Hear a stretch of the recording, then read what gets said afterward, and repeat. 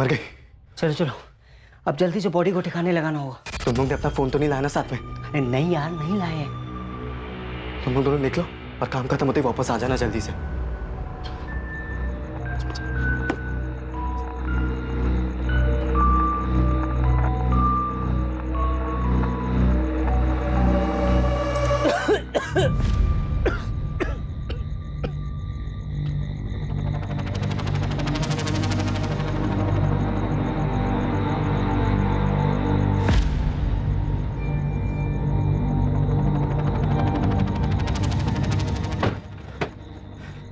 अच्छा सुनो, वो सीसीटीवी वाले रास्ते से ना बिल्कुल भी मत जाना।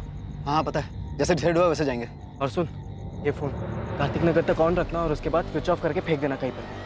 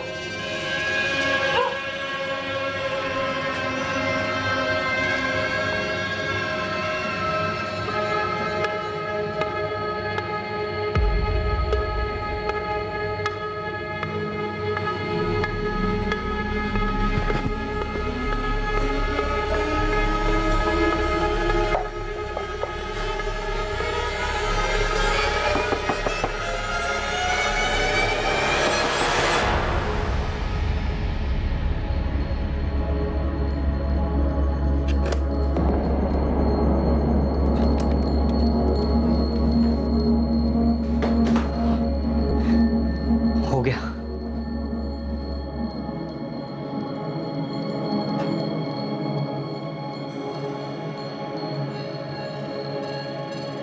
अब सुन, सबको बताने के लिए ना हमें कोई कहानी बनानी पड़ी ताकि हम पर शक ना करे कोई।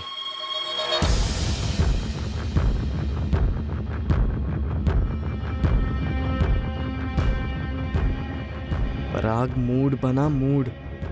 तू परेशान है, तू बहुत परेशान है।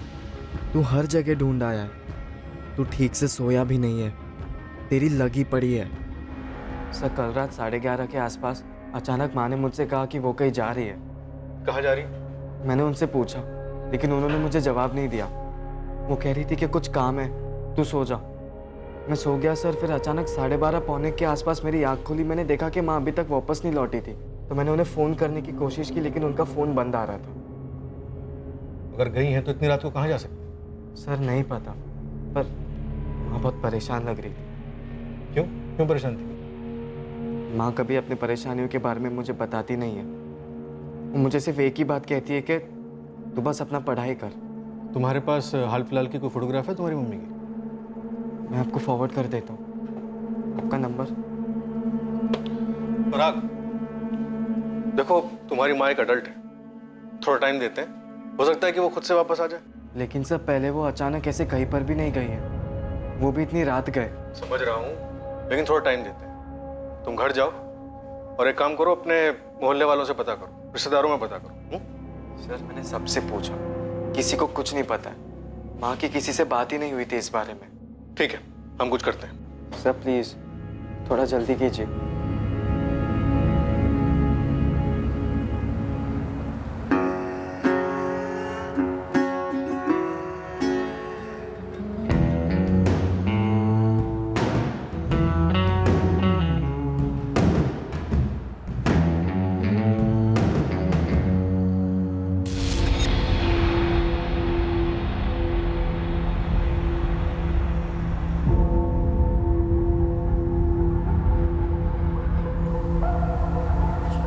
पराग, क्या बोली पुलिस? ऐसे कैसे किसी को मिलने चली गई उर्मिला? बाकी माँ कुछ पता ही नहीं। मुझे तो कुछ समझ में ही नहीं आ रहा है कि कहाँ गई है, किससे मिलने गई है। इतनी रात को जब तेरी माँ जा रही थी तो तू क्यों नहीं गया उनके साथ? मैंने 2 बार कहा माँ को कि मैं भी चलता हूँ, लेकिन उन्होंने मना कर दिया। कह रही थी कि किसी से अकेले मिलना है, काम निपटाते ही वापस आ जाएगी। ऐसा क्या निपटाना था इतनी रात, वो भी अकेले? सुनील मुझे क्या पता, मुझे तो घबराहट हो रही है, जान निकली जा रही है मेरी।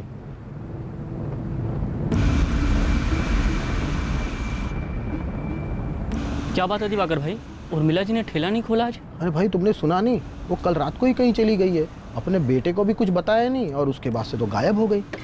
भाई पुलिस ने मेरी स्टोरी पर यकीन कर लिया है। सही है बे, लेकिन कल जौनपुर से अम्मी अब्बू वापस आ रहे हैं, उनके सामने भी तगड़ी वाली एक्टिंग करनी पड़ेगी, जैसा कि अभी तक करते आ रहे हैं।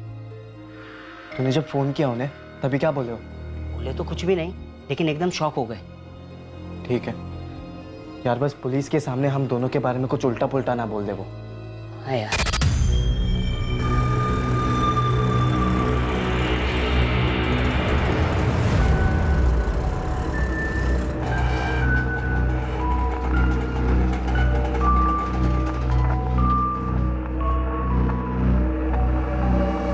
तुम चलो, मैं आता हूँ।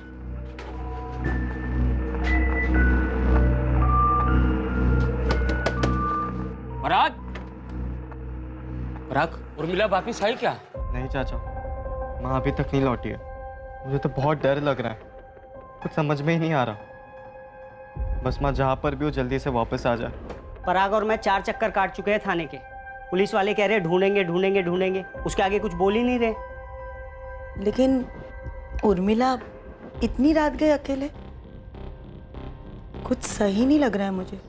सही नहीं लग रहा मतलब? कुछ नहीं।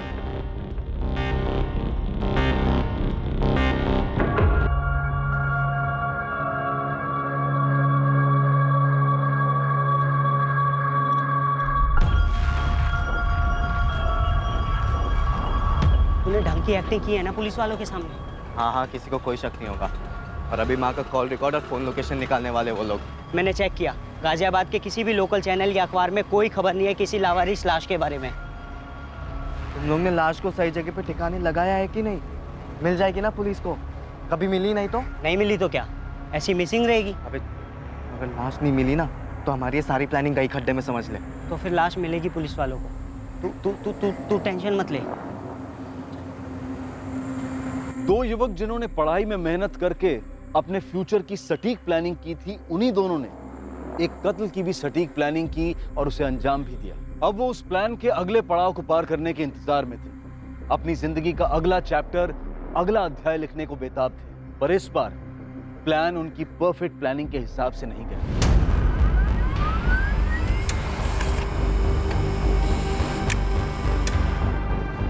हाँ गुरनी, फोटोग्राफ मिल गया। दीपक वही लगती है जिसका फोटो तुमने भेजा था। हाँ, ये उर्मिला शुक्ला की बॉडी। 2 दिन पहले 22 जून को एक सफाई कर्मचारी को एक कचड़े के ड्रम में लाश मिली थी। सर, ऐसे यहाँ पे कुछ नहीं मिला जैसे बॉडी की पहचान हो सके। पूरा एरिया स्कैन किया हमने, हमें और कोई सुराग नहीं मिला। फिर हमने उस लाश को मॉर्ग भेज दिया। उर्मिला शुक्ला की मिसिंग कंप्लेंट दर्ज हुई थी 22 जून को और वो अपने घर से 21 जून की रात को निकली थी, शायद किसी से मिलने के लिए, तभी से गायब थी। सुनिए, ये निपटाना है, क्या निपटाने गई होगी उर्मिला? मुझे लगता है ये मसला उसके घर को लेकर कुछ होगा। अम्मी अब्बू, पराग को पुलिस का फोन आया था, उन्हें क्या हुआ? खबर मिली उर्मिला की? गाजियाबाद में लाश मिली है।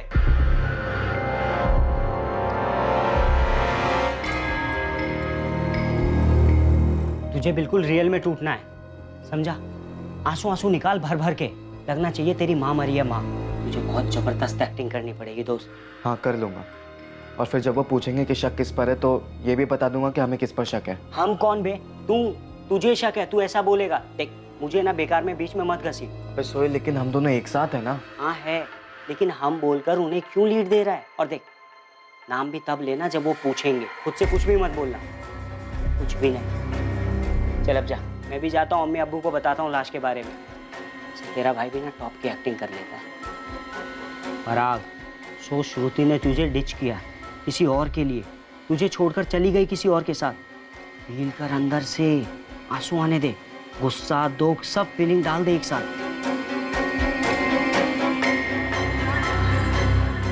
श्रुति, तुम मेरे साथ ये कैसे कर सकती हो? कैसे? कौन है वो? सो चुकी हो उसके साथ? धोखा दे रही हो मुझे? अरे क्या क्या नहीं किया मैंने तुम्हारे लिए, और तुम?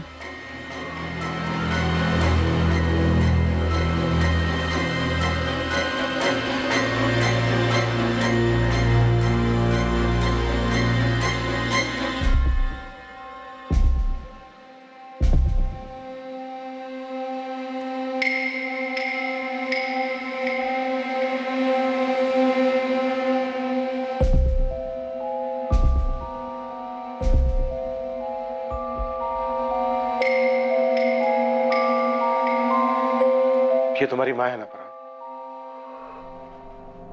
पराग,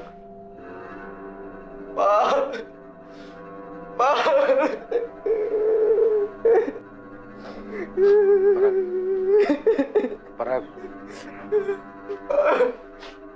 जिस रात ये घर से निकली थी उसी रात मारी गई।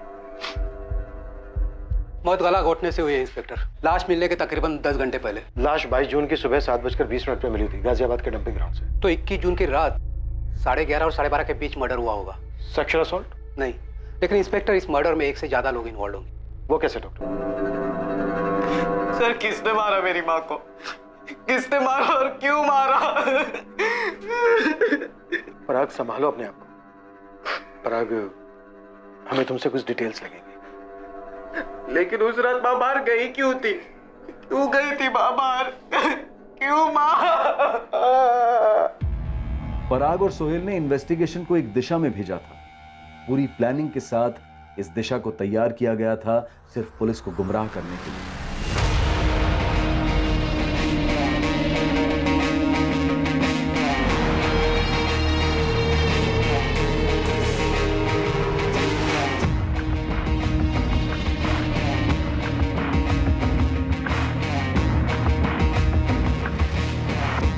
प्लानिंग काफी बारीकी से की गई, सटीक हुई थी, पर उतनी भी नहीं कि इन दोनों लड़कों के चरित्र पर और उनके इरादों पर शक और सवाल कभी नहीं उठते। यार, सोहेल ने तो कहा था उसके फादर का फर्नीचर का इंपोर्ट एक्सपोर्ट का बिजनेस है, और पराग ने बोला था उसकी मॉम पार्टीज के लिए केटरिंग करती है। ऐसा बिल्कुल नहीं लगा श्रुति, बड़ी ही गरीब टाइप के लोग लग रहे थे। मतलब हमसे झूठ बोला? हाँ, और जितनी बाकी सारी बातें बोली है सब झूठ बोली होंगी। जिस आदमी को पराग और सोहेल पुलिस की नजरों में संदिग्ध बनाने की प्लानिंग कर चुके थे, वो आदमी स्वाभाविक तौर पर पुलिस की तहकीकात में सामने आने ही वाला था। तब जब पुलिस उर्मिला का बैकग्राउंड चेक करती, उसके मूवमेंट्स ट्रैक करती। उर्मिला शुक्ला का फोन रात तकरीबन 12:15 बजे स्विच ऑफ हुआ था, कार्तिक नगर में। ये अपनी दिल्ली वेस्ट वाला कार्तिक नगर? हाँ सर, वही।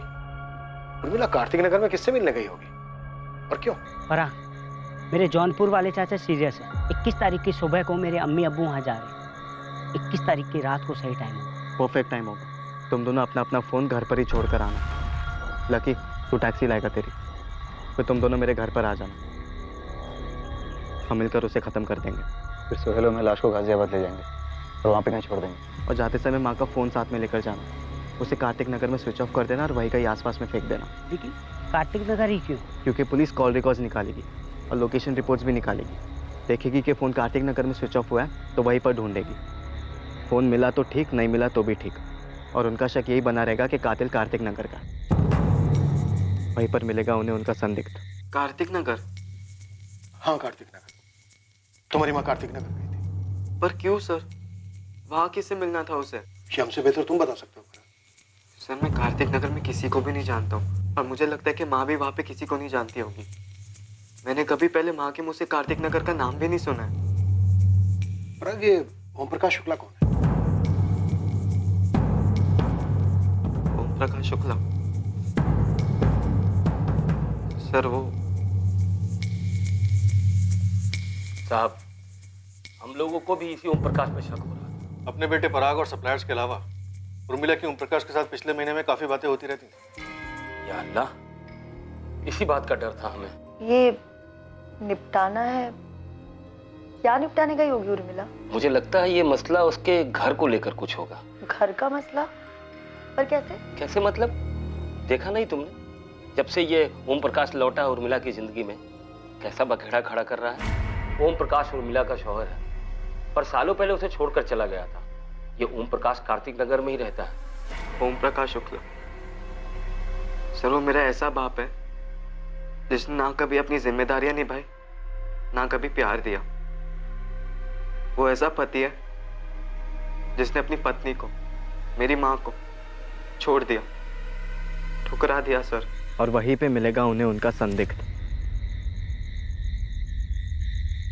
ओम प्रकाश शुक्ला। वाह भाई वाह, हमें सीधा स्टेडियम के बाहर मारा बे। साथमी ने मारा है मेरी माँ को, ओम प्रकाश शुक्ला ने मारा है। शायद, लेकिन क्यों मारा? कोई कारण था मारने जैसा? उर्मिला और ओम प्रकाश के बीच कुछ मसला था? आप लोगों ने उसका नाम क्यों लिया? क्योंकि वो उर्मिला को परेशान करने लगा था। उसकी नजर घर पर थी, घर हड़पना चाहता था। तुम्हारे यहाँ आने का कोई फायदा नहीं है, आइंदा मत आना। कोई खुशी खुशी नहीं आ रहा हूँ, ना तुम्हें दुखी करने आया हूँ। मैं तकलीफ में हूँ उर्मिला। घर बेच देते हैं, आधा आधा कर लेंगे। मुझे ये घर बेचना ही नहीं है। जब हम लोग अलग हुए थे ना, तो मैंने तुम्हें घर दिया था रहने के लिए, कोई नाइंसाफी नहीं की थी तुम्हारे साथ। आज जब मुझे पैसे की जरूरत है तो तुम मदद करने से इनकार कर रही हो। तुम नाइंसाफी नहीं कर रही हो मेरे साथ। नाइंसाफी? मैं कर रही हूँ नाइंसाफी? और तुमने जो किया था वो इंसाफ था। बहुत अच्छे, मुझे मरने के लिए अकेला छोड़ गए थे, वो इंसाफ किया था तुमने। है, रहने दो इन सब बातों को। ये घर अब तुम्हारा नहीं है, ये घर मेरा और मेरे बेटे का है। इस घर पर और हमारी जिंदगी पर अब तुम्हारा कोई हक नहीं। मैं कहाँ जाऊंगा उर्मिला? यही पूछा था ना मैंने तुमसे, गिड़गिड़ाया भी था जब तुम उस रेशमा के पास चले गए थे। वो तुम्हें वो दे सकती है जो मैं तुम्हें कभी नहीं दे सकती ना। यही कहा था ना जाते जाते तुमने। तो जाते जाते ये भी सुन लो, मैं तुम्हें जो नहीं दे सकती ना, वो ये घर है। जाओ यहां से वापस।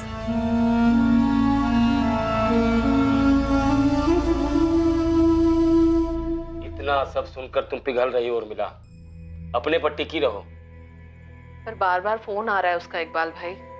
तो मत उठा उसका फोन, ब्लॉक कर दे, आसान होता है। फोन दे, हम सिखा देते। समझ में नहीं आ रहा, ऐसे ना बोलना भी ठीक नहीं लगता। यादें जुड़ी हैं उसके साथ। कैसी यादें? हमारे सामने छोड़कर चला गया तुम, कहीं का नहीं छोड़ा। और अब ये मत कहना कि जो भी है जैसा भी है तुम्हारा पति ही है। ये ओम भाई मतलबी आदमी है और लालची भी। मुझे तो लगता है ये सारे पैसे उस रेशमा को देने की फिराक में है। उस डायन ने ही भेजा होगा उसे यहाँ। और एक बेटा भी है ना, विकास। अब ये रेशमा और विकास के चक्कर में ओम भाई फिर से तुम्हारी जिंदगी का सत्यानाश करने आ गए। खुद के बारे में सोचो उर्मिला, खुद के, और अपने साथ अपने बेटे पराग के। ठीक है? असर नहीं हुआ होगा हमारे नसीहतों का, बहक कर चली गई होगी ओम के पास।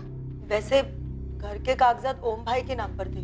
हो सकता है उर्मिला ने कुछ ज्यादा मांग लिया हो, इसीलिए मार डाला होगा उर्मिला को ओम भाई ने। पराग, पराग बेटा, अरे पराग? सुनो तो। पराग, पराग टूट सा गया है बेचारा।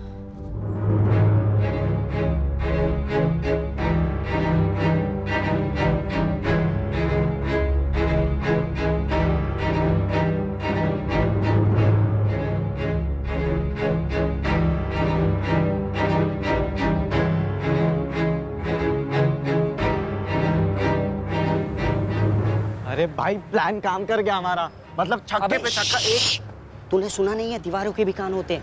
और इतना फ्रंट फुट पे खेलेगा ना तो छक्के की जगह सीधा बोल्ड हो जाएगा। अबे कुछ नहीं होगा, चल। कैरेक्टर में रह भाई, तू टूटा हुआ है, तेरी माँ मरी है, मर्डर हुआ है उसका। वो मैंने उस 2 टके के निकम में बाप ने किया है, और पुलिस भी यही समझेगी और यही चीज मान के चलेगी, क्योंकि ऐसा मैं चाह रहा हूँ। या हम बोलूं इस बार? तू बोल, मैं बोल, हम बोल, कुछ भी बोल बेटा। अगर तू फंसाना तो मैं भी फंसूंगा, और वो लकी भी। अरे अब कौन फंसाएगा हमें? वही जिन्हें फंसाने में हमने पूरा 1 साल लगा दिया और पैसे एकदम पानी की तरह बहाया। मेरी जीनत और तेरी श्रुति। हेलो हेलो, माना हम लोगों ने सफ़ेद झूठ बोला है तुमसे, लेकिन वो पूरी तरह झूठ भी तो नहीं है ना। मैं कारपेंट्री की एक्सपोर्ट इंपोर्ट करूँगा, पराग रेस्टोरेंट खोलेगा टॉप क्लास की, पूरी चेन। वो सब ठीक है, लेकिन अभी तुम दोनों क्या हो हमने अपनी आंखों से देख लिया है। क्या है? हाँ, चोर लुटेरे डकैत हैं, सिर्फ गरीब है ना, मेहनत करने वाले ईमानदार गरीब। सिर्फ इस वजह से तुम हम लोगों को छोड़ कर जाओगी, नीचा दिखाओगी हमारे माँ बाप को। हमारा ये मतलब नहीं था, हम किसी को भी नीचा नहीं दिखाना चाहते। हमें बस ये जानना है कि तुम दोनों ने हम पर आज तक जितना भी पैसा खर्चा किया है, खास करके डीटी रिसोर्ट पर, वो आए कहाँ से? तुमने मुझसे कहा था कि तुम्हारे अब्बू के फर्म में तुम्हें अलाउंस मिलता है, वो झूठ था। तो सच क्या है सोहेल, हमें जानना है।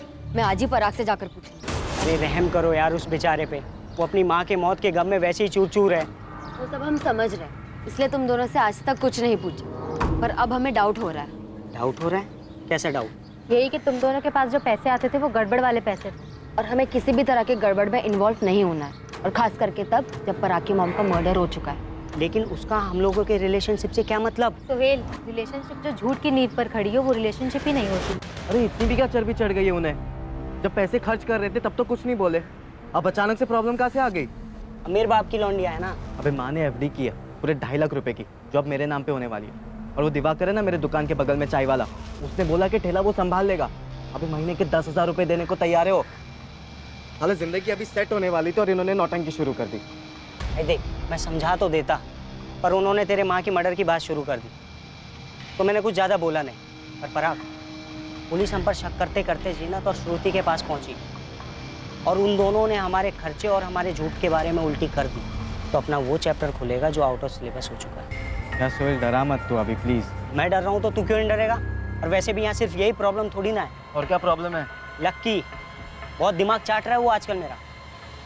यार मैं इतना ही कह रहा हूँ कि पराग अपना घर बेचेगा, उसको उसके पैसे मिलेगा, वो मेरे 2 लाख रुपए दे देगा। ठीक है मानता हूँ, लेकिन अभी के लिए कुछ तो दो यार। यार हमारी पहले भी डिस्कशन हो चुकी है इस बात को लेकर, और तूने माना भी था कि तुझे तेरे हिस्से के पैसे तभी मिलेंगे जब ये सारा मामला ठंडा हो जाएगा, यानी कि मेरा घर बिकने के बाद यार। और वो बहुत जल्दी होने वाला है लक्की।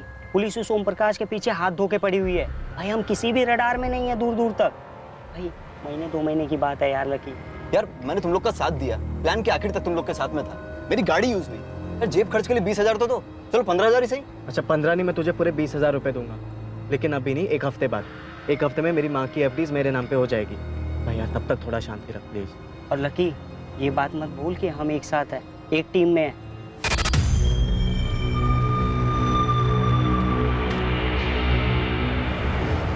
पराग इधर आ। एक नए एंगल के साथ। और किस पर उंगली उठाएंगे?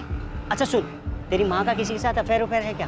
क्या बकवास कर रहा है यार सोहेल? भाई देख, मर्डर ना या तो प्यार या दुश्मनी में होता है, या किसी लालच में। अब ये बता, इन तीनों में से कोई सा एंगल तेरी माँ की लाइफ में डाल सकते हैं?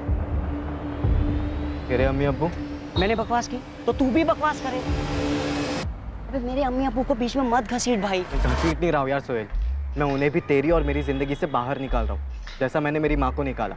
और जब तक वो दोनों है ना, हमारे हाथ साला हमेशा बंधे ही रहेंगे। पराग चल 1 सेकंड के लिए ये मैं भूल जाता हूँ कि वो मेरे अम्मी अब्बू है, और हम उन पर डाल भी देते, पर लॉजिक कहाँ है भाई? जिस दिन मर्डर हुआ था ना, उस दिन तो वो जौनपुर गए थे ना, तभी तो 21 की रात को हमने सेटलमेंट की थी इस चीज की। भूल गया? देख दोस्त, वो तेरा बाप है। बाप नहीं है वो मेरा, ओम प्रकाश। हाँ वो ओम प्रकाश, वो ओम प्रकाश टूटेगा भाई। पुलिस इतना मारती है ना, इतना मारती है ना कि साला कोई कुछ भी कबूल लेता है। और पुलिस के पास तो अब बहुत सारे प्रूफ है ना, फोन रिकॉर्ड है, फोन लोकेशन रिकॉर्ड है, सब कुछ तो है भाई। देख ओम प्रकाश टूटेगा, हमें किसी और एंगल को ढूंढने की कोई जरूरत नहीं है।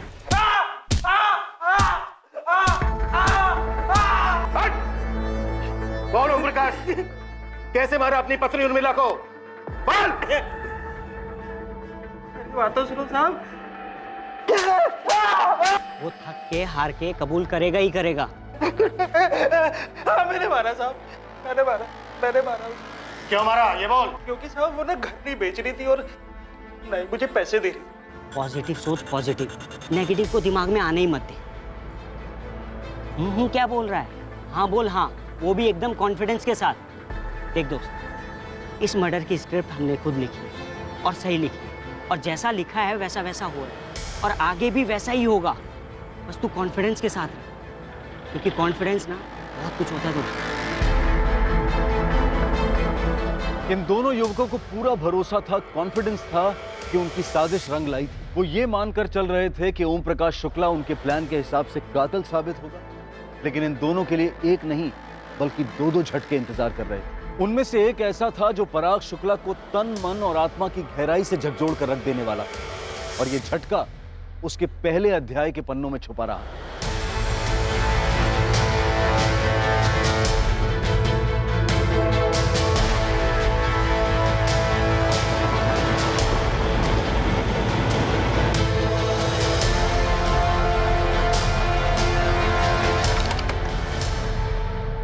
ओम प्रकाश शुक्ला यहीं रहता है? क्या चाहिए आपको? ओम प्रकाश चाहिए। ये कब हुआ? 1 हफ्ते पहले, 20 जून को।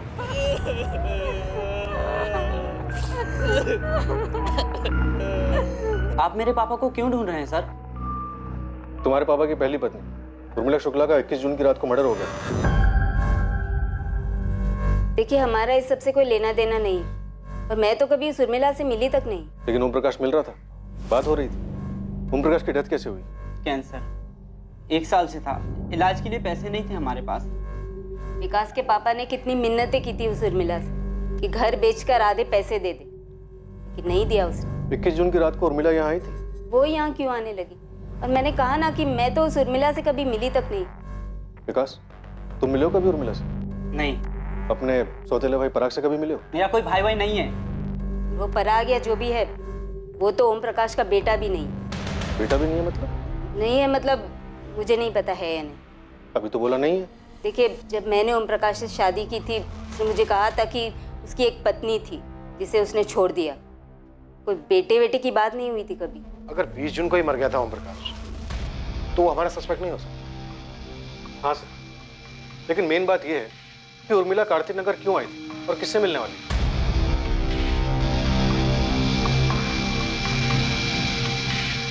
अरे मुझसे पहले पूछ लिया होता, मुझे तो पता था कि ओम भाई का देहांत हो गया। और तो और मैंने ये बात उर्मिला भाभी को बताया था कि ओम भाई नहीं रहे। क्या उर्मिला को पता था? हाँ, मुझे जैसे ही पता चला कि ओम भाई का देहांत हो गया, मैंने उर्मिला भाभी को फोन भी किया था। पर हमें तो कुछ नहीं बोला उसने। तो गांव जाने की तैयारी में थे, शायद इसलिए नहीं बताया होगा।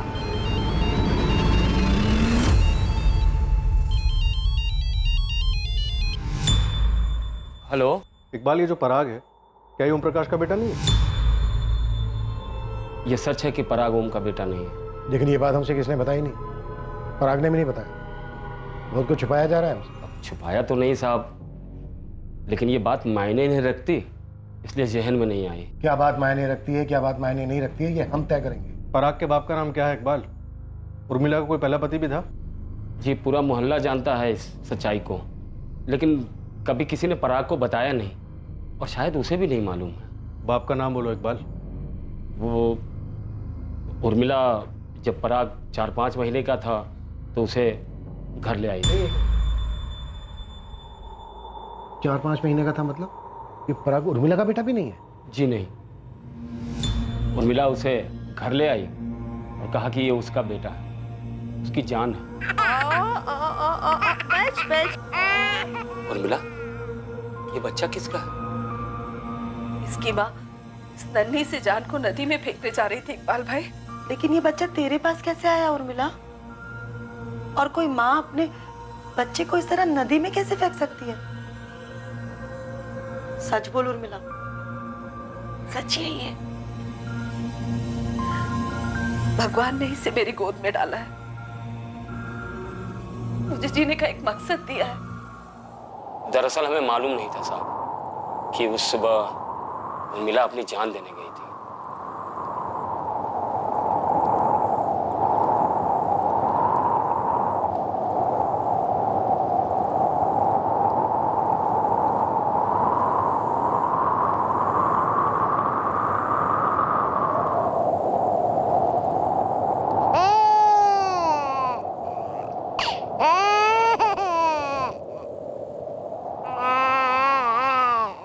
दोनों ही बहुत डरे हुए थे। मुझे लगा कि वो भी कूदने आई इस बच्चे के साथ, और मैं इसलिए कूदने चली थी कि मेरा कोई बच्चा नहीं है। क्या करने चली थी तू? तुझसे मतलब? चल अपना रास्ता नाप, चल। तू इस बच्चे के साथ कूदने जा रही थी? कहाँ ना, दखल मत दे, चल यहाँ से। तू क्यों मरना चाहती है? तेरे तो बच्चा है ना, दिमाग खराब है तेरा। मैंने भी देखा है तुझे, यहाँ तू हवा खाने तो आई नहीं है, कूदने ही आई है ना। हाँ, वो इसलिए क्योंकि मेरे कोई औलाद नहीं है, वरना कभी हो सकती है। मेरा पति मुझे छोड़कर इसीलिए चला गया। ये ओम प्रकाश उर्मिला को छोड़कर चला गया शादी के 7 साल बाद। एक बार उर्मिला पेट से भी थी, लेकिन गर्भ ठहरा नहीं, बच्चा गिर गया। मुझे अब कोई फर्क नहीं पड़ता होगी। तो मुझे बच्चा नहीं दे सकती है तो बस अब अलग होते हैं। तुझे गांव लौटना है, जो करना है कर। तुमने किसी और से रिश्ता जोड़ा है ना? अब ये सब बातें करने का कोई मतलब नहीं है। कोई रेशमा है ना? बोला ना, बात नहीं करनी है। बोलो ना, कोई रेशमा है ना? हाँ है। जो वो मुझे दे सकती है ना, वो तू मुझे कभी नहीं दे सकती है। बात आ रही है समझ में?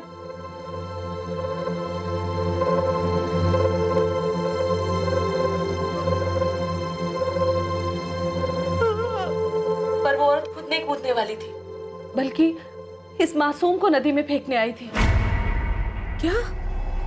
लेकिन क्यों? क्यों से तुझे क्या मतलब है? हाँ, तुझे कूदना है तो तू कूद, मैं मुंह फेर लेती हूँ। तो इस बच्चे को इसलिए फेंकना चाहती है क्योंकि ये लड़की है? अबे ओ, लड़का है, समझी?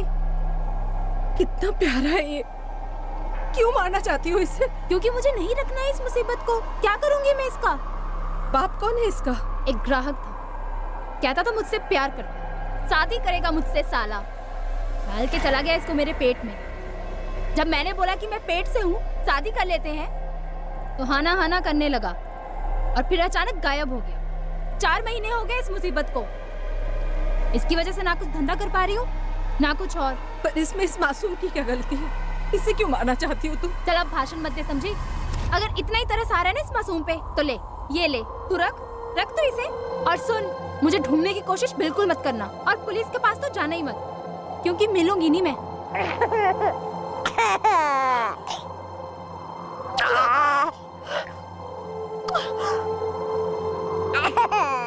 सोच रुखसाना, मैं कूदने गई थी और वो इस बच्चे को फेंकने आई थी, एक ही समय पर। ये भगवान की लीला नहीं तो और क्या है इकबाल भाई? उर्मिला ने उस बच्चे का नाम पराग रखा और खुद की औलाद की तरह प्यार किया, पढ़ाया लिखाया और बड़ा किया। इकबाल, ओम प्रकाश उर्मिला से एक दिन पहले ही मर गया। उर्मिला को किसने मारा और कौन हो सकता है? समझ में नहीं आ रहा साहब। हम सोचते थे कि ओम भाई ने उसे घर के लिए मारा होगा, और किसी से तो उसका बैर ही नहीं था। दिन रात मेहनत करती थी, एक एक पैसा जुटाती थी, और पराग में तो जान अटकी थी उसकी।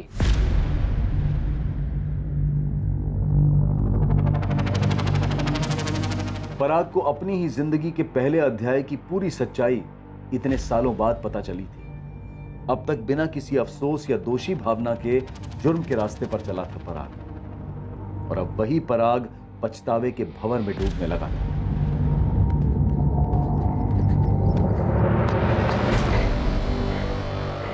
कहा था बे? और तेरा फोन भी ऑफ है।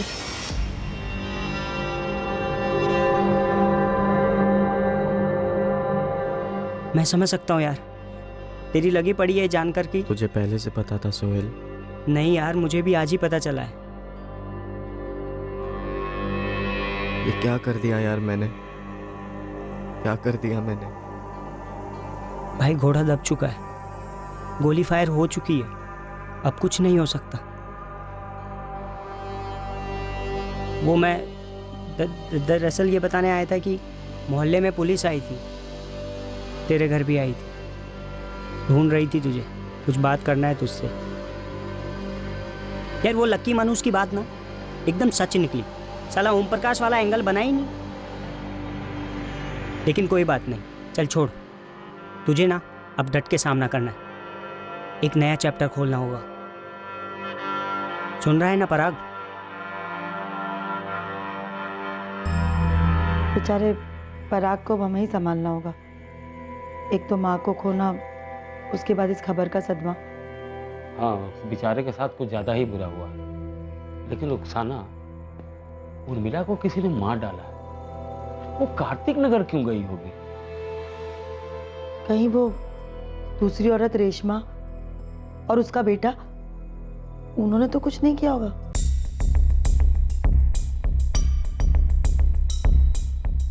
जाहिर तौर पर पुलिस को भी रेशमा और विकास पर शक हुआ, पर साफ तौर पर इन्वेस्टिगेशन में उनके खिलाफ कुछ मिलने वाला नहीं था जिससे पुलिस उर्मिला के कत्ल से उन्हें जोड़ पाती। दरअसल ओम प्रकाश की बीमारी से मौत होना पराग और सोहेल के प्लान को भंग कर गया।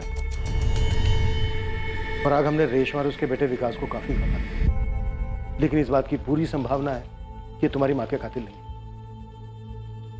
तो फिर और कौन हो सकता है पराग? तुम्हारी माँ का कार्तिक नगर जाने का क्या कारण था? ओम प्रकाश तो एक दिन पहले ही गुजर गया था और तुम्हारी माँ को इस बात की पूरी जानकारी थी। पराग, तुम्हारी माँ उस रात को घर से निकली भी थी या नहीं? निकली थी। किससे मिलने? मैं आपको पहले भी बता चुका हूँ, उसने मुझे कुछ नहीं बताया। एक नहीं, दो थे, शायद तीन थे हत्यारे। और अब तुम वाकई में चाहते हो ना तुम्हारी माँ के हत्यारे पकड़े जाए, तो फिर ऐसे चुप रहने से कुछ नहीं होगा।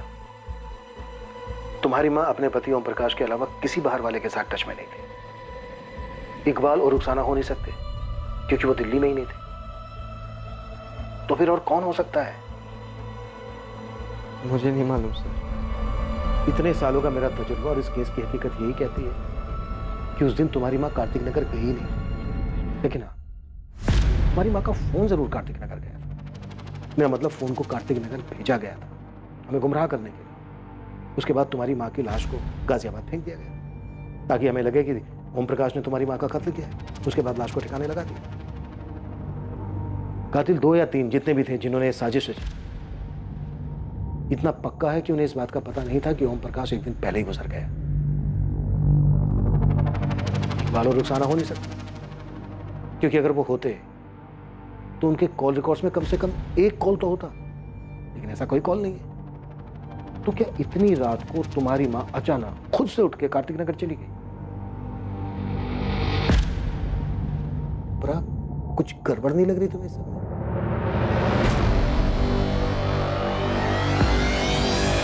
पराग की लगी पड़ी है यार। यार तो मैं क्या करूं, नाचूं? अरे कब से हॉर्न बजा रहा था, कब से लाल बत्ती दिखा रहा था कि एक एंगल से चिपक के मत बैठो, कांड किए हैं, 4-5 एंगल सोच के रखो, लेकिन मेरी कोई सुनने वाला है नहीं है। अब मेरे पैसा ला के दे यार बस। क्या वही बोले जा रहा है बे? ऐसे बोलने से क्या ऊपर से बरसेंगे क्या एटीएम की तरह पैसे? थोड़े दिन करके कितना दिन चाहिए तुम लोगों को यार? मेरी गाड़ी यूज हुई, मेरा प्लान तक मैं साथ में था तुम लोगों के। अरे कुछ तो सोचो यार मेरे बारे में। तो थोड़े दिन रुक जाना। बोल, इधर जवाब देना देख के। पड़ोसी और लंगोटियार सोहेल को तो आप जानती हैं, ये उनके स्कूल का तीसरा दोस्त लकी टैक्सी चलाता है।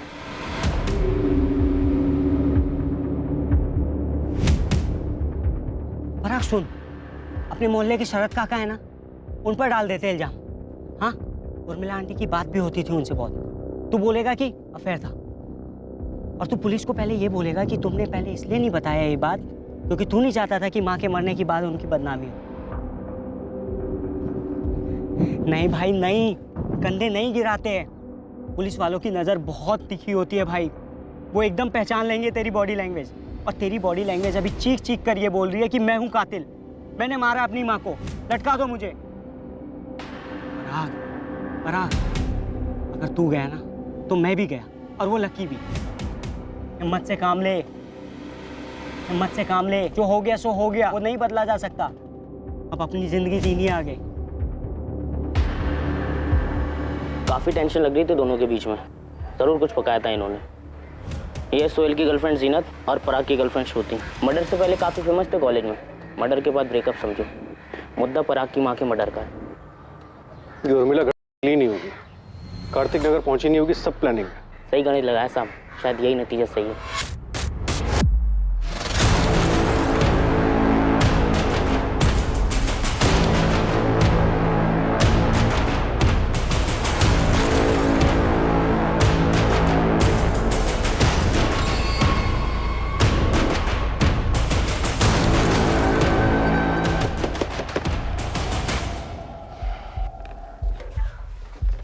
चल पराग, तेरे माँ के कातिलों का पता चल गया। जी जरा अपने बेटे सोहेल को बुलाइए। सोहेल, इधर आना बेटा। हाँ अब्बू।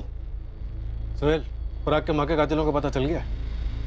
कौन है साहब? 3 लड़के, उसमें से एक तो आपका बेटा सोहेल ही है। ये क्या बात बोल रहे हैं साहब? सब आप लोग मुझे फंसा रहे। चल साहब, साहब, साहब, साहब। गाड़ी में पराग भी बैठा है, वो भी ये कह रहा था। और वो तीसरा लड़का लक्की तिवारी, उसका भी यही कहना है। चले? सर सर सर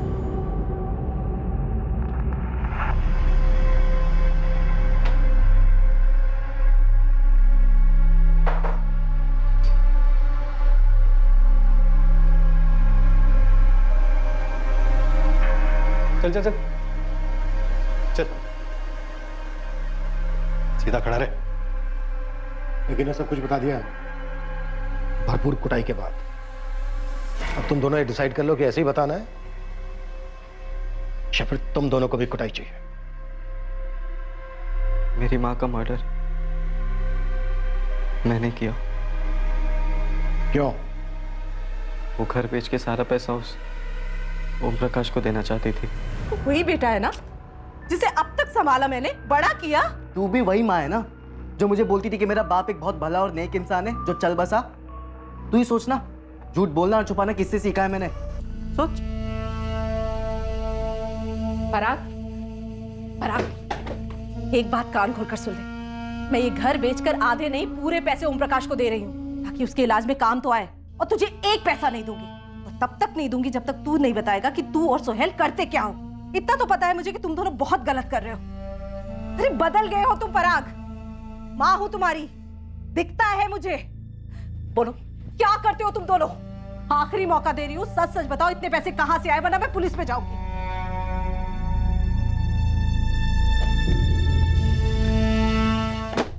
सर मैं अपनी टैक्सी से लाश को गाजियाबाद लेके गया था सोहेल के साथ। उसके बाद मुझे इनके कांडों के बारे में कुछ नहीं पता सर, मैं सच कह रहा हूँ सर। सोहेल, बाकी के कांड क्या थे? पराग इतने सारे पैसे कहां से आए? सोहेल, पराग, बताना तो तुम्हें पड़ेगा ही, वरना तुम्हारी हालत भी ऐसी होगी।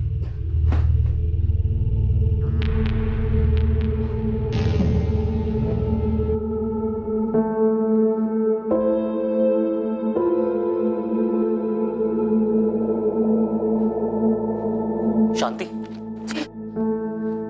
ये देखो, यही है वो लड़का जिसको मैंने अतुल की फिरौती दी थी। हाँ पापा, यही था वो जिसने कहा था कि तेरी मम्मी का फ्रैक्चर हो गया है, अपने साथ लेके गया था। देखो क्या कर दिया इन्होंने, एक औरत का कत्ल जो इनके ही गैंग के एक लड़के की माँ थी। पराग और सोहेल के जुर्म का हर अध्याय खोला गया जिसमें किडनैपिंग और ब्लैकमेल भी शामिल थे। उनके विक्टिम्स को भी झटका लगा जब उन्हें पता चला कि ये दोनों अब मर्डर कर चुके थे। इन दोनों से जुड़े सभी लोगों को इनकी हरकतों से घिन आई, खासकर उन दोनों को जो इन दोनों के काफी करीब आ गए थे और जिन पर खर्चा करने के लिए ये दोनों जुर्म के जरिए पैसा इकट्ठा कर रहे थे। पर सबसे बड़ा सदमा पराग और सोहेल के सबसे करीबी लोगों को लगा। इकबाल, हम कोई मनगढ़ंत कहानी नहीं सुना रहे, सबूत गवाह सब कुछ यही साबित कर रहे हैं। पराग, सोहेल और लकी इन्होंने कबूल भी कर लिया और हमने उन लोगों से भी बात की है जो पराग और सोहेल के ब्लैकमेलिंग और किडनैपिंग के विक्टिम थे। और साहब वो दोनों कत्ल नहीं कर सकते। पराग अपनी माँ को नहीं मार सकता साहब, बिल्कुल नहीं। वो तो उर्मिला पे अपनी जान छिड़कता था। और ना हमारा सोहेल ऐसी हरकत में साथ दे सकता है। देखिए, मैं समझ सकता हूँ कितना मुश्किल है आप लोगों के लिए मानना, पर सच यही है। इन तीनों के स्टेटमेंट है हमारे पास। लकी की टैक्सी से हमने उर्मिला के बाल वगैरह इकट्ठे किए हैं जो उर्मिला के डीएनए से मैच किए जाएंगे, टेस्टिंग के लिए भेज दिए। बहुत जल्द अब इसमें दो राय नहीं होगी कि इन तीनों ने मिलकर ही उर्मिला शुक्ला का बेरहमी से कत्ल किया।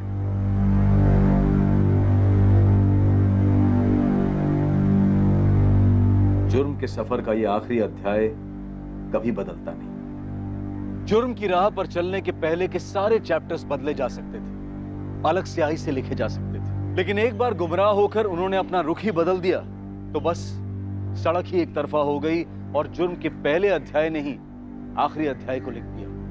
Crime never pace. कुमार अवस्था कभी रुई जैसी नाजुक तो कभी ज्वालामुखी जैसी विस्फोटक होती है। शरीर में हार्मोन्स उधम मचाते हैं और बहुत ही स्वाभाविक और नेचुरल तौर पर टीनेजर्स को अपनी सेक्सुअलिटी को एक्सप्लोर और एक्सप्रेस करने की तीव्र इच्छा होती है। लेकिन इस दौर की हदें क्या है?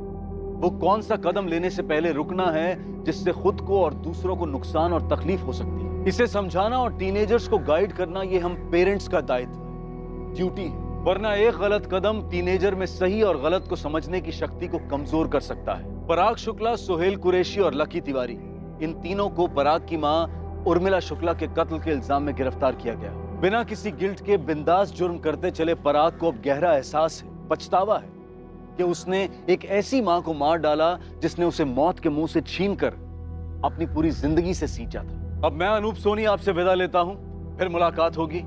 और याद रखिए, क्राइम और आपके बीच में सिर्फ इतना फर्क है कि आप कितने सतर्क हैं। सतर्क रहें, सुरक्षित रहें। जय हिंद।